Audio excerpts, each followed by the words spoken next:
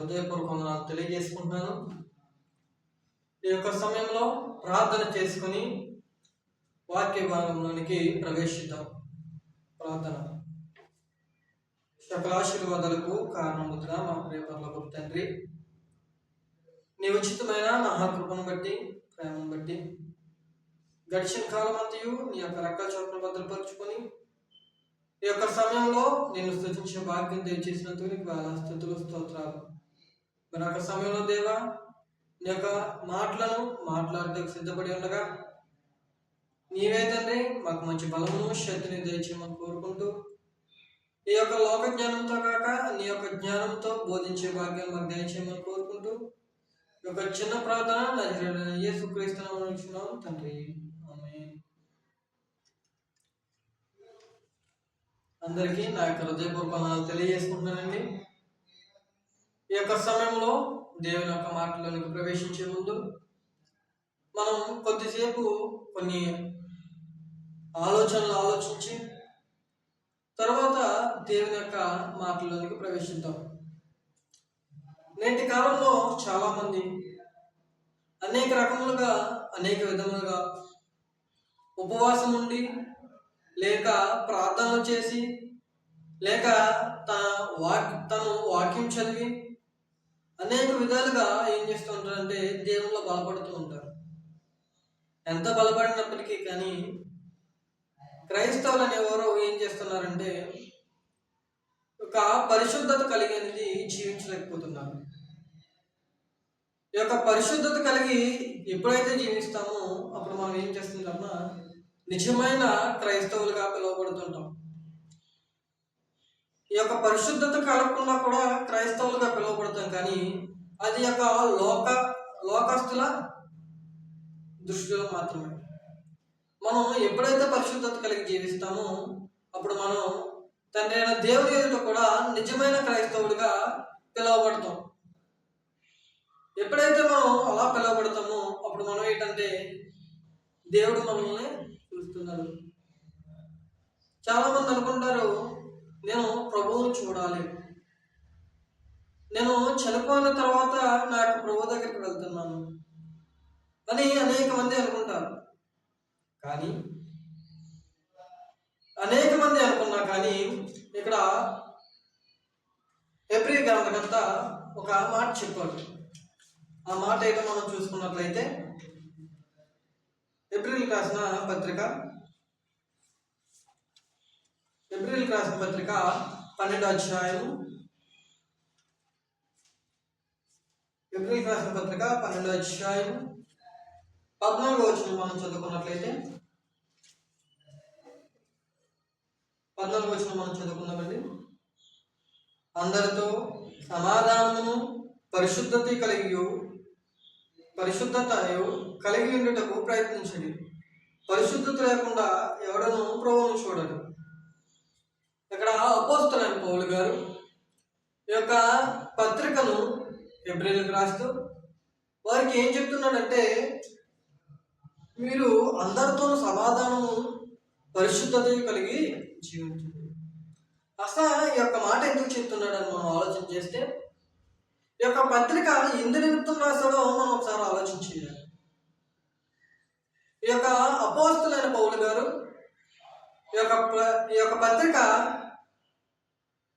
ఈ యొక్క పత్రిక రాస్తారు ఎందు నిమిత్తం అంటే, ఎవరైతే క్రైస్తవులుగా పిలువబడుతున్నారో వారు మరలా ఏం చేస్తున్నారంటే తన యొక్క మతంలోకి యూద మతంలోకి మళ్ళీ ఏమవుతున్నారంటే వెళ్ళిపోతూ ఉన్నారు. ఈ యొక్క క్రైస్తవులుగా ఉండి మళ్ళీ ఏం చేస్తున్నారంటే మళ్ళా వెనక్కి వెళ్తున్నారు. వారిని ఏం చేస్తున్నారంటే ఈ యొక్క అపోస్తలుడైన పౌలు గారు వారిని హెచ్చరిస్తూ వారికి ఏం చెప్తున్నారంటే వారిని బలపరుస్తూ ఈ యొక్క పత్రిక రాశారు. ఈ యొక్క పత్రిక రాస్తూ ఏమన్నారంటే, ఇదిగో మీరు అందరితో ఏం చేయాలంటే మొదటిగా సమాధానం కలిగి ఉండాలి, రెండవదిగా పరిశుద్ధత కలిగి ఉండాలి. ఏం చెప్తున్నాడు అపోస్తలుడైన పౌలు గారు? ఏం చేయాలంట? సమాధానం కలిగి ఉండాలి, పరిశుద్ధత కలిగి ఉండాలి.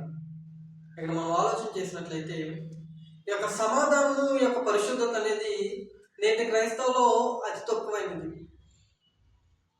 అతి తక్కువ మందిలో మనం చూడగలుగుతూ ఉంటాం. ఎందుకంటే క్రైస్తవులుగా పిలువబడుతున్న మనం మొదటగా ఏం చేయలేకపోతున్నాం అంటే సమాధానం కలిగి జీవించలేకపోతున్నాం.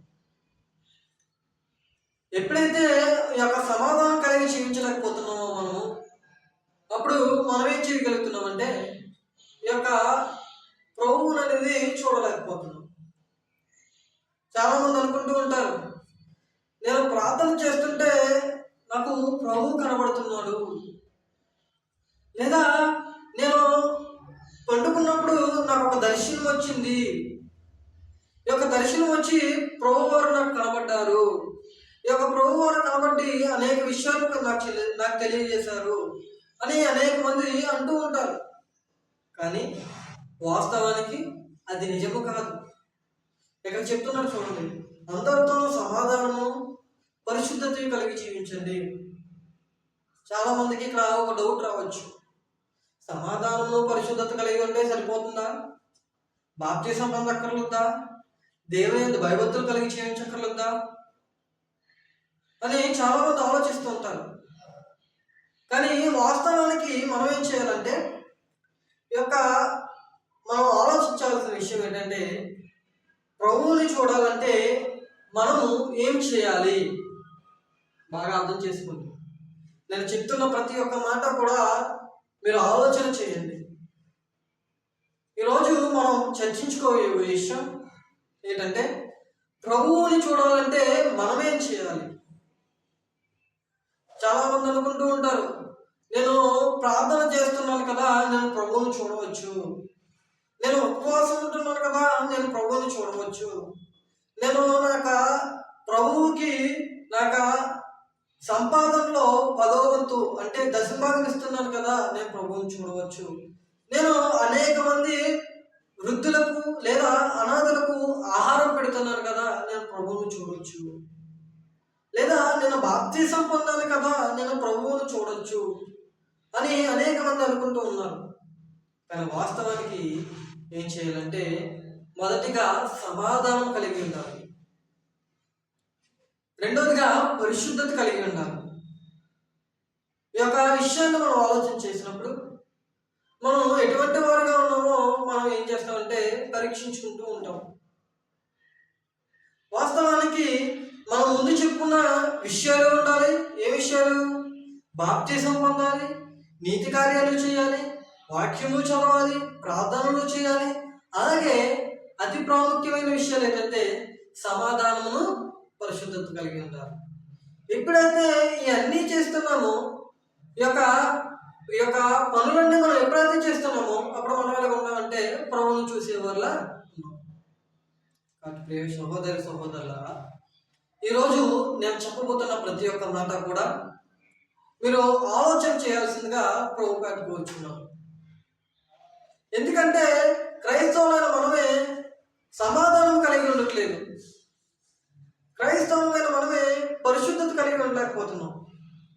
ఎప్పుడైతే మనం సమాధానం పరిశుద్ధత కలిగి జీవించలేకపోతున్నామో అప్పుడు మనం ఏం చేయట్లేదంటే ప్రభువును చూసేవారుగా మనం ఉండట్లేదు.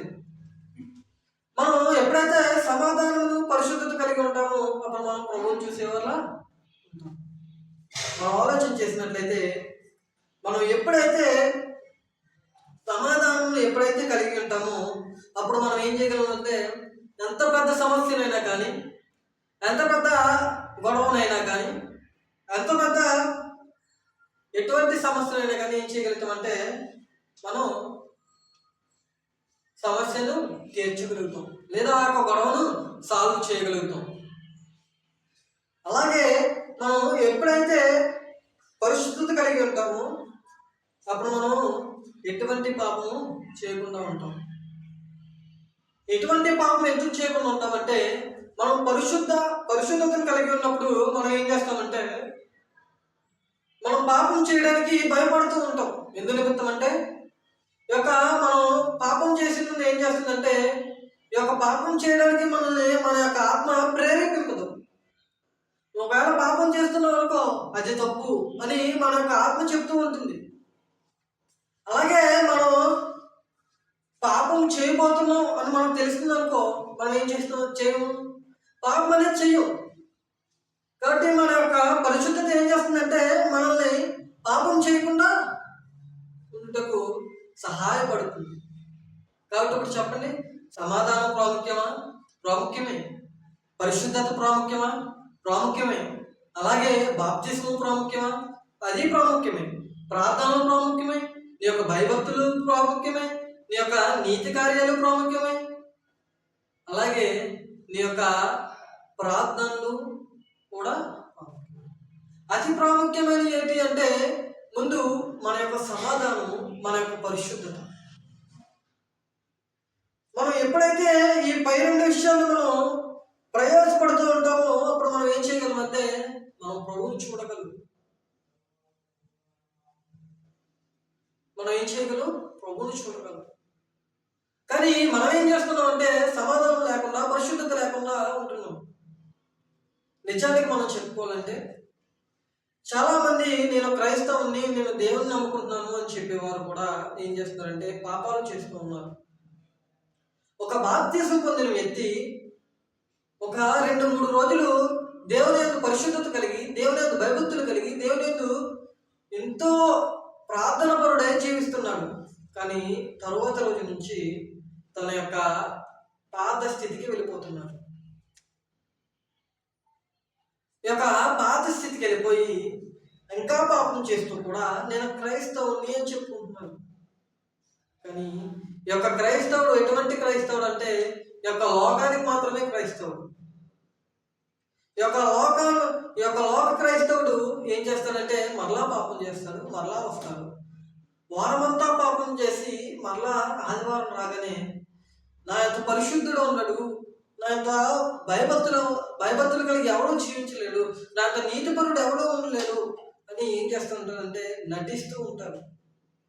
సహోదరులారా, ఈరోజు ఈ యొక్క వాక్యం ఎందుకు నిమిత్తం చెప్తున్నానంటే, ఈ యొక్క మాటలను మీకు ఎందుకు తెలియజేస్తున్నానంటే, చాలా మంది అనుకుంటున్నారు కదా నేను ప్రభువుని చూడవచ్చు, నేను మరణించాక నేను తీర్పులోనికి వెళ్ళి నాకు ప్రభువుని నేను చూసి ఆయనతో పాటు నేను కలిసి జీవించడానికి అర్హురాల్ని అని చాలామంది, అనేక మంది అనుకుంటున్నారు.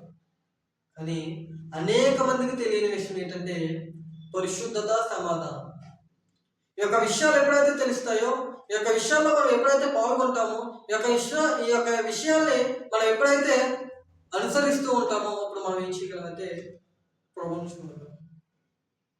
ఈ యొక్క విషయం మనం ఆలోచన చేసినప్పుడు అసలు మనం ముందుగా ఆలోచన చేసినట్లయితే సమాధానం. అసలు ఈ యొక్క పరిశుద్ధ గ్రంథంలో ఎవరు సమాధానం కలిగి జీవించారు అని మనం ఆలోచన చేసినప్పుడు మనకు ఒక వ్యక్తి కనబడుతూ ఉంటారు. ఆయన మన అందరికీ తెలుసు. ఈ యొక్క సమాధానకర్త ఎవరంటే ప్రభువైన యేసుక్రీస్తు వారు. మనం చూసుకున్నట్లయితే అసలు సమాధానం ఎవరు కలిగి ఉన్నారు? రెండవదిగా ఈ యొక్క సమాధానం కలిగి ఉండాలంటే మనం ఏం చేయాలి మనం ఆలోచన చేసినట్లయితే, మొదటిగా సమాధానం ఎవరు కలిగి ఉన్నారో అని మనం చూసుకున్నట్లయితే అందరూ తీద్దామండి. మీ యొక్క పరిశుద్ధ గ్రంథాలు తీసి వాక్యాన్ని చూడవలసిందిగా ప్రభుపేట కోరుచున్నాను. కొరింథీయులకు రాసిన రెండవ పత్రిక కొరింథీయులకు రాసిన 2వ పత్రిక 5వ అధ్యాయము 18-19 వచనాలు చూసుకున్నట్లయితే అక్కడ అపోస్తలుడైన పౌలు గారు ఒక చక్కటి విషయం తెలియజేస్తూ ఉంటారు. సమస్తము దేవుని వలనైనవి, ఆయన మనను క్రీస్తు ద్వారా తనతో సమాధానపరుచుకొని తన సమాధానపరచు పరిచర్యను మాకు అనుగ్రహించెను. అదేమనగా దేవుడు వారి అపరాధములను వారి మీద మోపక క్రీస్తునందు లోకమును తనతో సమాధానపరుచుకొనుచు ఆ సమాధాన వాక్యము మాకు అప్పగించెను. అపోస్తలుడైన పౌలు గారు ఒక కొరింథీయులకు చెప్తున్నారు ఏమని? మీరు దేవుడితో సహవాసం చేయాలంటే, దేవుడితో స్నేహం చేయాలంటే యొక్క దేవుడికి మీకు మధ్య సమాధానకర్త అవ్వాలంటే ప్రభువైన యేసుక్రీస్తు వారు. ఎందు నిమిత్తం అంటే ఈ యొక్క దేవుడికి మనకి దూరం అనేది ఉంటుంది. ఏం దూరం అంటే మనం చేసిన పాప క్రియలను బట్టి, పాపములను బట్టి దేవుడికి మనకి ఏం జరుగుతుందంటే ప్రతిరోజు యుద్ధం జరుగుతూ ఉంటుంది. ఇక్కడ యెషయా 59వ అధ్యాయము 2వ వచనంలో తెలియజేస్తూ ఉంటాడు. ఏమని? మీ పాపములు దేవుడికి మీకును అడ్డముగా ఉన్నది, గోడగా ఉన్నది. మీరు ఎప్పుడైతే పాపం చేస్తున్నప్పుడు దేవుడికి మనకి ఏమవుతుందంటే ఒక యుద్ధం జరుగుతుంది, లేదా దేవుడికి మనకి ఏం జరుగుతుందంటే ఒక దూరం అనేది ఏర్పడుతూ ఉంది. ఈ విషయాన్ని ఆలోచన చేసినప్పుడు ఇక్కడ ఆ దూరాన్ని ఇక్కడ ఏం చేస్తున్నాడంటే ప్రభువైన యేసుక్రీస్తు వారు సమాధానపరుస్తున్నారు. ఎలాగంటే తన యొక్క ప్రాణాన్ని అర్పించాడు. ఆయన యొక్క రక్తాన్ని, పవిత్రమైన రక్తాన్ని కార్చి ఆ యొక్క రక్తం చేత మనల్ని కడగబడి మనల్ని మనల్ని ఏం చేస్తున్నాడంటే పరిశుద్ధులుగా చేసి మనకి దేవుడికి మధ్య ఏం చేస్తున్నాడు? స్నేహం అనేది ఏర్పడుతుంది. మనకి దేవుడికి మధ్య ఎలా ఉన్నాడు? సమాధానకర్తగా ఉన్నాడు. చూడండి, మనం ఎటువంటి సమాధానం కలిగి జీవిస్తున్నామా? ఎప్పుడైతే మనం ఈ యొక్క యేసుక్రీస్తు వాళ్ళగా సమాధానం కలిగి ఉంటామో, ఎప్పుడైతే మనం ప్రభువైన యేసుక్రీస్తు వాళ్ళగా సమాధానం కలిగి ఉంటామో అప్పుడు ఏం చేయగలుగుతాం అంటే మనం ప్రభువుని చూడగలుగుతాం. ఇక యేసుక్రీస్తు వారు ఏం చేశారంటే తన ప్రాణాన్ని అర్పించి మనల్ని పరిశుద్ధులుగా చేసి తండ్రి యొక్క గుడిపార్శ్వం ఈ యొక్క పరలోక రాజ్యంలో ఈరోజు పరలోక రాజ్యంలో ఉన్నాడు.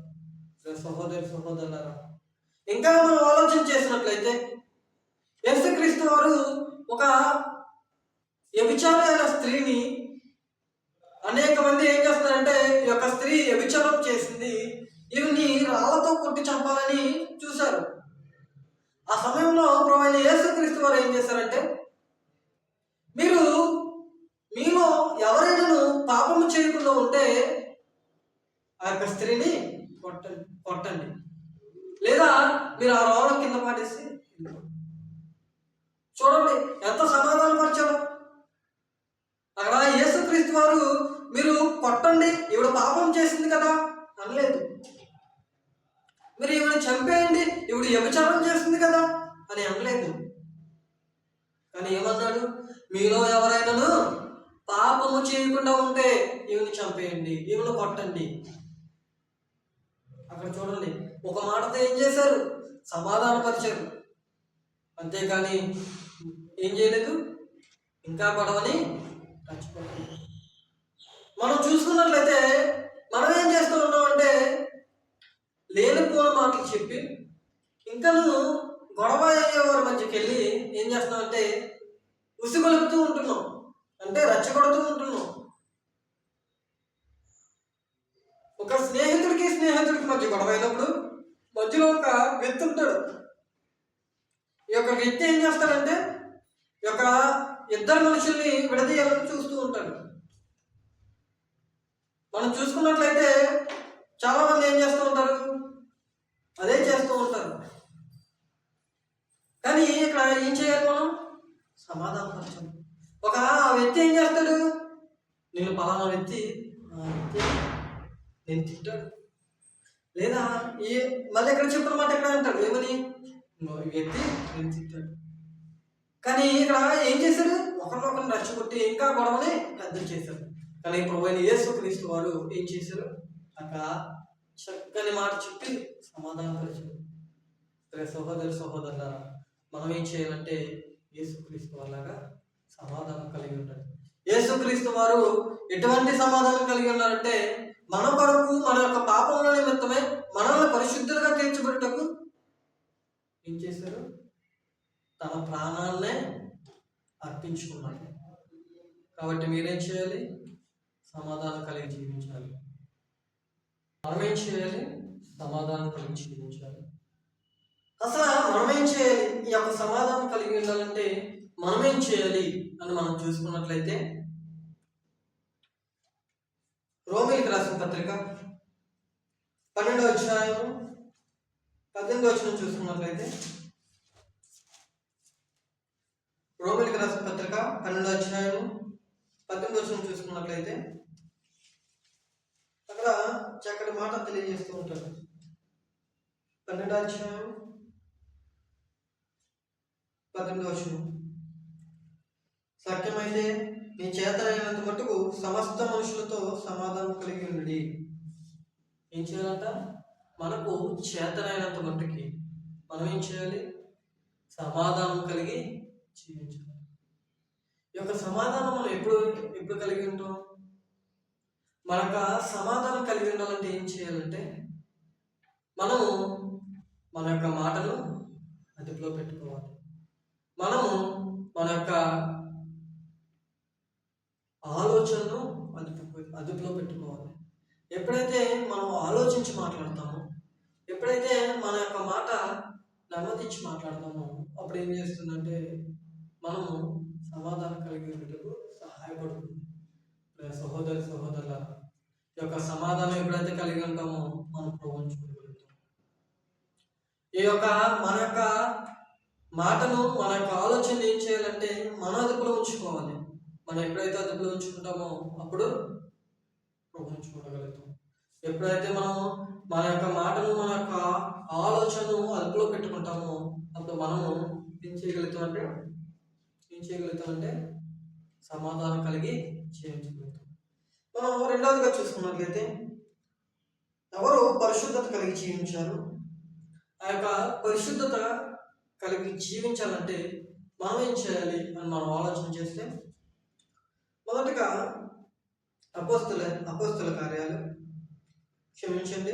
మార్కు సువార్త 1వ అధ్యాయం 24వ వచనం చదువుకుందాం. మార్కు సువార్త 1వ అధ్యాయం 24వ వచనం.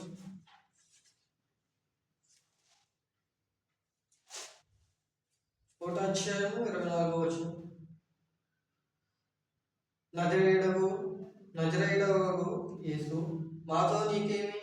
మమ్ము నశింపజేయుటకు వచ్చితవా? నీ ఎవడవో మాకు తెలియను, నీవు దేవుని పరిశుద్ధుడు అని కేక వేసింది. ఇక్కడ ఏం చేస్తుంది? దేవుడు పరిశుద్ధుడు. ఎవరైనా యేసుక్రీస్తు వారు. ఈయన పరిశుద్ధుడని ఎలా చెప్పొచ్చు? ఈ యొక్క పరిశుద్ధుడని ఎలా చెప్పగలం మనం? మీరు ఇక్కడ సాక్ష్యం ఇస్తే సరిపోతుందా? లేదు, మనం చూడలేదు. ఆయన పరిశుద్ధంగా జీవించడం, ఆయన పరిశుద్ధత కలిగి ఉండడం లేదు, మనం చూడలేదు. కానీ బైబిల్ ఒక విషయం తెలియజేస్తుంది. ఏమన్నా తెలుసా? యేసుక్రీస్తు వారు తన పుట్టిన కాడి నుంచి తను మరణించే సమయం వరకు ఆయన ఎటువంటి పాపము చేయలేదు. ఆయన పుట్టిన కాడి నుంచి ఆయన మరణించే సమయం వరకు ఏం చేయలేదు? పాపం చేయలేదు. వారు అన్యులతో సహవాసం చేశాడు, పాపులతో సహవాసం చేశాడు, వ్యభిచారులతో సహవాసం చేశాడు. అయినా కానీ పాపం చేయలేదు. మనం ఈ యొక్క లోకంలో బ్రతుకుతూ మనం ఏం చేస్తున్నాం? పాపం చేస్తున్నాం. కానీ యేసుక్రీస్తు ఈ యొక్క లోకంలో జన్మించి, ఈ యొక్క లోకంలో బ్రతికి, ఈ యొక్క లోకంలో మరణించాడు. కానీ ఎటువంటి పాపం చేయలేదు. ఈ యొక్క యేసుక్రీస్తు వారు ఎలాగైతే ఈ యొక్క లోకంలో పుట్టి పాపం చేయలేదో, మనము కూడా పాపం అనేది చేయకూడదు. ఈ యొక్క దేవుడు మనుషుల్ని ప్రేమించాడు, కానీ మనుషులకున్న పాపాన్ని ప్రేమించండి. ఇక్కడ చెప్తారు ఏమని? దేవుడు లోకమును ఎంతో ప్రేమించాడు, దేవుడు తన అద్వితీయ కుమారుని ఈ యొక్క లోకంలో పంపాడు. ఈ యొక్క దేవుడు లోకంలో ప్రేమించాడు, కానీ లోకంలో ఉన్న మనుషుల్ని ప్రేమించాడు. అలాగే యేసుక్రీస్తు వారు మనుషుల్ని ప్రేమించారు, కానీ పాపాన్ని ప్రేమించారు. అందుకే ఈ యొక్క యేసుక్రీస్తు వారు ఏం చేశారు? ఈ యొక్క లోకంలో పరిశుద్ధత కలిగి జీవించారు. ఈ యొక్క పరిశుద్ధత కలిగి జీవించి తను ఎటువంటి పాపము చేయకుండా తన యొక్క పవిత్రమైన రక్తంతో మనం కలిగి వేశారు. మన యొక్క పాపములను తుడిచివేశారు. ఆలోచించండి సహోదరుల, యేసుక్రీస్తు వారికి అవసరమా?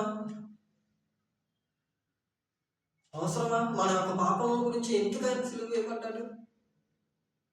ఆలోచించండి. ఈరోజు నువ్వు నేను కూడా పరిశుద్ధులుగా జీవించగలుగుతున్నావు అంటే అది దేవుడిచ్చిన గొప్ప భాగ్యం. ఈరోజు నువ్వు నేను కూడా సజీవులుగా ఈ యొక్క లోకంలో జీవిస్తున్నామంటే అది దేవుడిచ్చిన గొప్ప భాగ్యం. ఇంకా సమయం ఎందుకు ఇస్తున్నాడంటే నీకు నువ్వు మారతావని. ఈ రోజు రాత్రి చాలా మంది ఏం చేస్తారు, ఈ యొక్క సభలో అనేక మంది చనిపోతూ ఉంటారు. కానీ ఈ రోజు నీవు నేను కూడా ఈ యొక్క లోకంలో ఇంకా జీవిస్తున్నామంటే అది దేవుడిచ్చిన మహాకృప. ఆ దేవుడిచ్చిన మహాకృపను వినియోగించుకుంటాం, కానీ ఆ దేవుడికి నచ్చినట్టు మనం జీవించలేకపోతున్నాం. ఈ యొక్క యేసుక్రీస్తు వారు తన తండ్రి చిత్త ప్రకారం చేసి తన తండ్రి ఏ యొక్క విధంగా అయితే చెప్పాడో ఆ యొక్క క్రమాన్ని పాటించి ఆయన ఏం చేశాడు, పరిశుద్ధంగా జీవించాడు. మనం చూసినట్లయితే యేసుక్రీస్తు వారు ఏం చేశారు, ఒక అన్యులైనప్పటికీ వాళ్ళ దగ్గరికి వెళ్ళి వాక్యాన్ని ప్రకటించాడు. ఒక విగ్రహారాధన అయినప్పటికీ వారికి ఏం చేశాడు, వాక్యాన్ని ప్రకటించాడు. ఒక విగ్రహ ఆరాధకుడి దగ్గరికి వెళ్ళి ఒక అన్యుడి దగ్గరికి వెళ్ళి ఏం చేశాడు, వాక్యం ప్రకటించాడు. కానీ ఆయన అన్యుడు అయిపోలే, ఆయన విగ్రహారాధన మొక్కలే, కానీ ఏం చేశాడు, పరిశుద్ధుడిగా జీవించాడు. ఈరోజు మనం జీవించగలుగుతున్నామా?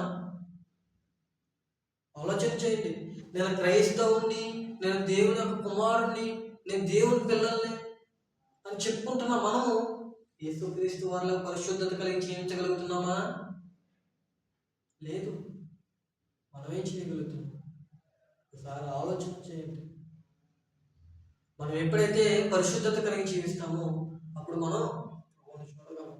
ఈ యొక్క పరిశుద్ధత కలగాలంటే మనం ఏం చేయాలి? ఈ యొక్క పరిశుద్ధత కలిగి జీవించాలంటే మనం ఏం చేయాలి అని ఆలోచన చేస్తే అందులో తీద్దాం. పేతురు రాసిన మొదటి పత్రిక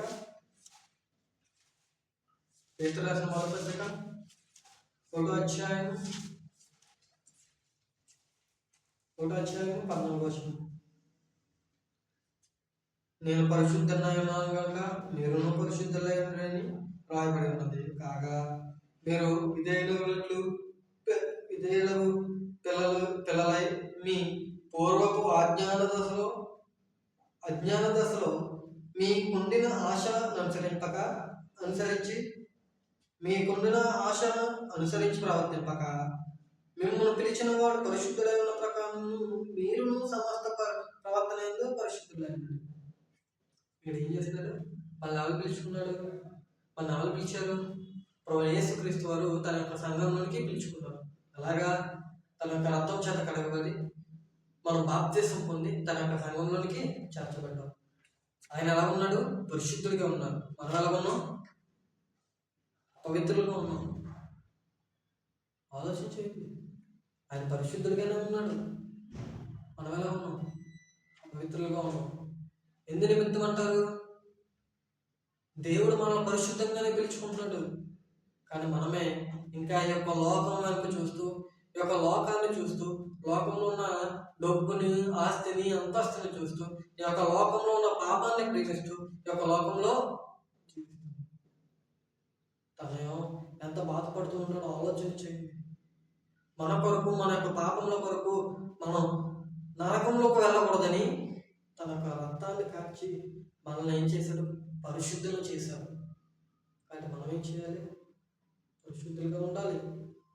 ప్రియ సహోదరులారా, మనం పరిశుద్ధత కలిగి ఉండాలంటే ఏం చేయాలంటే ముందుగా ఈ యొక్క లోకాన్ని విడిచిపెట్టాలి.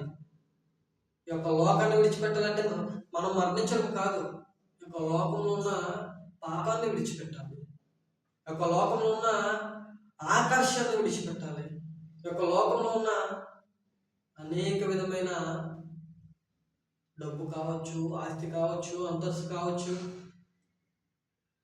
నీ యొక్క పాపం కావచ్చు, ఆఖరికి నువ్వు పరిశుద్ధులుగా ఉండటకు నీ కుటుంబమే నీకు వడ్డొస్తే నీ కుటుంబాన్ని కూడా వదిలే. అక్కడ యేసుక్రీస్తు వారు అంటారు పండుగ ప్రసంగం, తండ్రి చిత్త ప్రకారం ఎవరైతే చేస్తారో వాడైనా తల్లి, వారైనా చెల్లి. ఇక్కడ ఆలోచించేది. మనం కూడా పరిశుద్ధత కలిగి ఉండాలంటే ఏం చేయాలంటే లోకాన్ని ద్వేషించాలి. ఒక లోకంలో ఉన్న పాపాన్ని విడిచిపెట్టాలి. అలా విడిచిపెట్టిన తర్వాత మన యొక్క శరీరమును ఏం చేయాలంటే దేవుడికి అప్పచెప్పాలి. ఎప్పుడైతే మనం యొక్క శరీరాన్ని దేవుడికి అప్పచెప్తామో ఆయన మన యొక్క శరీరాన్ని ఏం చేస్తారంటే కాపాడుతూ ఉంటారు. ఎలాగా? పాపం దగ్గరికి వెళ్తున్నావు అంటే నేను పాపం చేయకుండా ఏం చేస్తాడంటే ప్రేరేపిస్తూ ఉంటాడు. పాపం చేయకూడదని నేను హెచ్చరిస్తూ ఉంటాడు. సహోదరులారా, మనము ఇంకనూ సమాధానం కలిగి జీవించలేకపోతున్నామా? ఇంకనూ పరిశుద్ధత కలిగి జీవించలేకపోతున్నామా? ఒకసారి ఆలోచన చేయండి. ఎందు నిమిత్తమైతే నేను సమాధానం కలిగి జీవించలేకపోతున్నాను, ఎందు నిమిత్తమైతే నేను పరిశుద్ధత కలిగి జీవించలేకపోతున్నాను, ఒకసారి ఆలోచన చేసుకోండి. ఎప్పుడైతే మనం ఆలోచన చేస్తామో ఆ ఆలోచనకి పరిష్కారం అనేది దొరుకుతూ ఉంటుంది. ఈ యొక్క వాక్యం తెలియజేసింది, నువ్వు సమాధానం కలిగి ఉండాలంటే ఏం చేయాలి? నీ యొక్క ఆలోచన నీ అదుపులో ఉంచుకోవాలి, నీ యొక్క మాట నీ యొక్క అదుపులో ఉంచుకోవాలి. అప్పుడే నువ్వు సమాధానం కలిగి ఉంటావు. అలాగే పరిశుద్ధత కలిగి జీవించాలంటే నీ యొక్క శరీరం అంతయు దేవునికి అప్పగించుకోవాలి. ఎప్పుడైతే మన శరీరం అంతా మనం దేవునికి అప్పచెప్పుకుంటామో అప్పుడు మనం పరిశుద్ధంగా తీర్చబడుతూ ఉంటాం. మనం ఎప్పుడైతే ఈ యొక్క సమాధానం కలిగి జీవిస్తామో, ఈ యొక్క సమాధానం కలిగి జీవించిన యేసుక్రీస్తును ఆదర్శంగా తీసుకుంటామో మనం ప్రేమ చేయగలుగుతుంటే సమాధానం కలిగి జీవించగలుగుతాం. చూడండి, చాలా మంది యవనస్తులు ఏం చేస్తూ ఉంటారంటే, హీరో ప్రభాస్ కావచ్చు, అనేక మంది హీరోలు ఉంటారు. ఈ యొక్క హీరోలకి ఏం చేస్తారంటే ఆ హీరో ఏ స్టైల్ అయితే చేశాడు, లేదా ఆ యొక్క హీరో ఎటువంటి విధానంలో ఉన్నాడు, ఆ యొక్క హీరో ఎటువంటి డ్రెస్సింగ్ స్టైల్ చేశాడు, ఇవన్నీ ఏం చేస్తారంటే వారి యొక్క ఫ్యాన్స్ ఏం చేస్తూ ఉంటారంటే సేమ్ ఆయనకిలా ఉండాలని ట్రై చేస్తూ ఉంటారు. అలాగే క్రైస్తవులను మనము ఎలా ఉండాలంటే మన యొక్క హీరో ఎవరు? యేసుక్రీస్తు వారు. ఆయన మనం ఏం చేయాలి? ఆయన ఆదర్శంగా తీసుకోవాలి. ఎప్పుడైతే మనం సమాధానకర్త అయిన యేసుక్రీస్తుని ఆదర్శంగా తీసుకుంటామో అప్పుడు మనం సమాధానం కలిగి జీవించగలుగుతాం. ఇంకా నువ్వు చూడాలంటే యేసుక్రీస్తు వారు సిలువ వేయబడినప్పుడు ఆయన అంత సమాధానం కలిగి జీవించడం చూడండి. తండ్రి, మీరు ఏం చేస్తున్నారో మీరు ఎరుగురు. అంత సమాధానం చూసారా? కావాలంటే అక్కడ యేసుక్రీస్తు వారు అక్క ఎవరైతే సైనికులు ఉన్నారో వారిని ఏం చేయించదంటే చంపేవచ్చు అక్కడికక్కడ. లేదు, తండ్రి వీరిని క్షమించకు అనొచ్చు, కానీ అనలే. ఏం చేయమన్నాడు? వీరు ఏం చేయించున్నారో వీరికి తెలియదు, కాబట్టి వీరిని క్షమించు. మనము ఎటువంటి సమాధానం కలిగి ఉన్నాము ఆలోచన చేయండి. రెండవది మనం చూసుకున్నట్లయితే యేసుక్రీస్తు ఈ లోకంలో ఎటువంటి పరిశుద్ధుడిగా జీవించాడో, ఈ యొక్క లోకంలో జీవించిన తరువాత ఈ యొక్క లోకంలో ఎలాగైతే పరిశుద్ధుడిగా జీవించాడో మనమును అలాగే జీవించాలి. ఎప్పుడైతే మన యొక్క పరిశుద్ధతని జీవించాలంటే మనం ఎప్పుడైతే మన పాపాన్ని వదిలివేస్తామో, మన యొక్క పాపాన్ని వదిలివేసిన తర్వాత మనం ఎప్పుడైతే దేవుళ్ళకి వస్తామో అప్పుడు మనం ఏం చేయగలుగుతాం అంటే పరిశుద్ధం కలిగి జీవించగలుగుతాం. అప్పుడే మనం ఏం చేయగలుగుతాం అంటే ప్రభువుని చూడగలుగుతాం. ఈ యొక్క సమాధానం పరిశుద్ధత కలిగి జీవించాలంటే మనం ఏం చేయాలంటే బాప్తీసం పొందాలి. ఎప్పుడైతే మనం బాప్తీసం పొందుతామో అప్పుడు మనం ఏం చేయగలుగుతాం అంటే ఈ యొక్క సమాధానం పరిశుద్ధత కలిగి జీవించగలుగుతాం. సహోదరులారా, మనం ఎక్కడో సమాధానంలో లేవంటే ఆలోచన చేయండి, తప్పులేదు. సమాధానం కలిగి జీవించండి, తప్పులేదు. నువ్వు ఈరోజు సమాధానం కలిగి జీవిస్తేనే రేపు పొద్దున్న మనం మరణించిన తర్వాత కానీ యేసుక్రీస్తు రెండవ రాకడ కానీ మనం ఏం చేయగలుగుతాం అంటే ప్రభువుని చూడగలిగే వారిగా ఉంటాం. మనం ఎప్పుడైతే పరిశుద్ధం కలిగి జీవిస్తామో ఇప్పుడు మనం ఏం చేయగలుగుతాం అంటే పరలోక రాజ్యంలో మన యొక్క తండ్రితో సహవాసం చేయవచ్చు. సహోదరులారా, మనం సమాధానం కలిగి పరిశుద్ధత కలిగి జీవించాలంటే మనం మొదటిగా బాప్తీసం పొందాలి. మనం బాప్తీసం పొంది తండ్రి కుమార పరిశుద్ధాత్మ నామములో బాప్తీసం పొంది నువ్వు సంఘంలో చేర్చబడిన తర్వాత నువ్వు సమాధానం కలిగి పరిశుద్ధత కలిగి జీవించి నువ్వు ప్రభువుని చూసేవాళ్ళ ఉండాలి. యేసుక్రీస్తు వారు కూడా అదే కోరుకుంటున్నారు. ప్రియ సహోదరులారా, మనము ఈ యొక్క రెండు విషయాలు జ్ఞాపకం చేసుకొని ఈ యొక్క రెండు విషయాలు ఎటువంటి వారిగా ఉండాలో మనం ఆలోచన చేసుకొని మనము కూడా యేసుక్రీస్తు వల్లగా సమాధానమును యేసుక్రీస్తు వల్లగా పరిశుద్ధత కలిగి ఉండాలని కోరుకుంటూ నా యొక్క కొద్ది మాటలను ముగిస్తున్నాను. శ్రద్ధగా ఓపికన్న మీ అందరికీ నా హృదయపూర్వకంగా తెలియజేస్తున్నాను.